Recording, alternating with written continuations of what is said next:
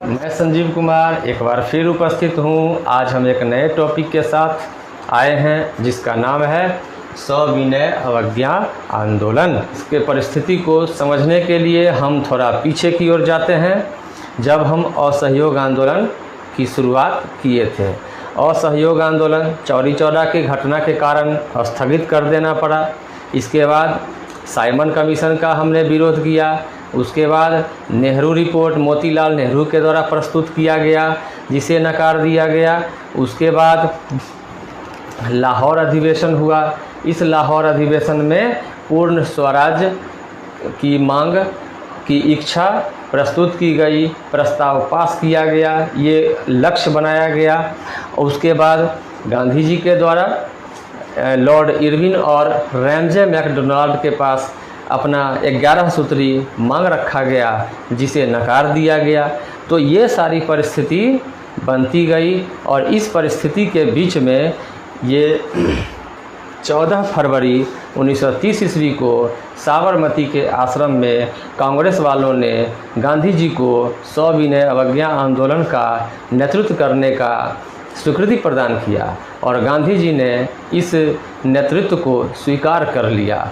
और इसके बाद उन्होंने साबरमती आश्रम में एक आंदोलन का कार्यक्रम बनाया, जिसमें कुछ मुख्य बिंदु इस प्रकार हैं।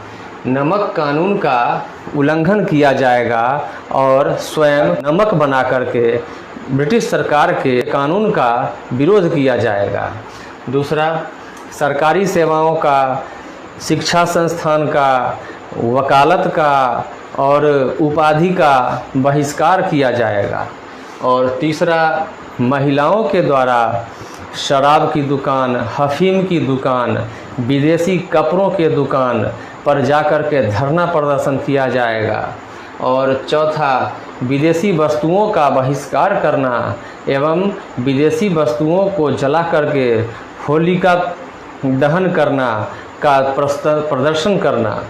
इसके अलावा किसानों के द्वारा कर अदायगी का विरोध करना शामिल था।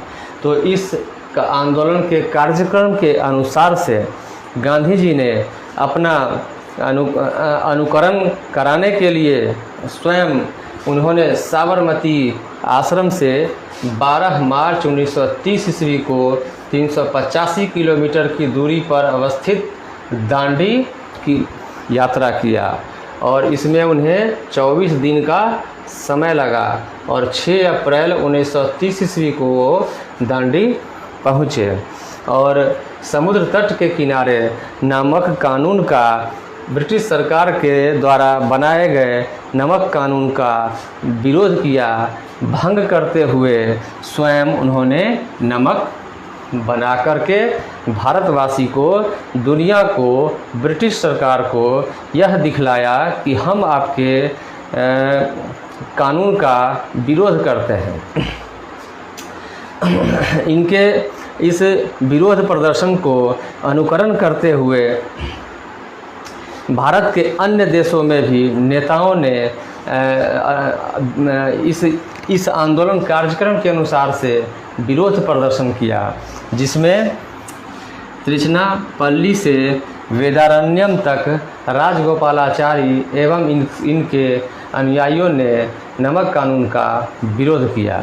इसके बाद सिलहट से नोआखाली, ये असम में है, सिलहट से नोआखाली तक असम वासियों ने नमक कानून का विरोध किया।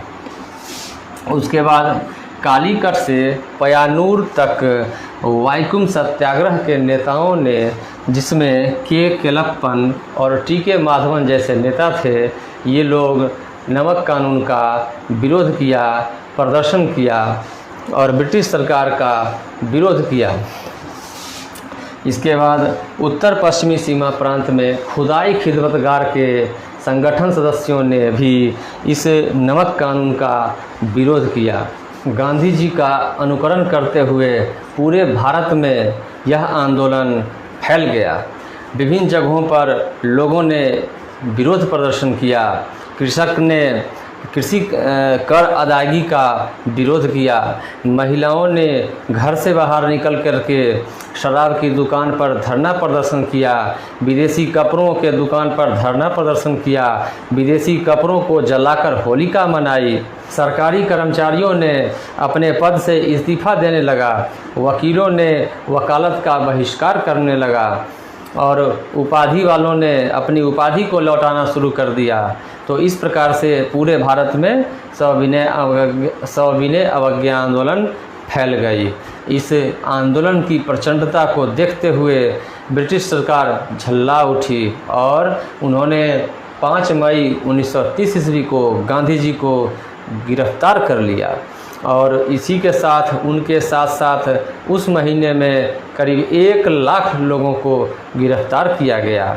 और फिर भी असंतोष की भावना ब्रिटिश सरकार के मन में बनी रही, अतः उन्होंने गांधी जी से समझौता करना ही बेहतर समझा और भारत सचिव की सहायता से लॉर्ड इरविन वायसराय ने ब्रिटेन में प्रथम गोलमेज सम्मेलन का आयोजन करने का फैसला लिया, जो 12 सितंबर 1930 ईस्वी को लंदन में आयोजित होना था।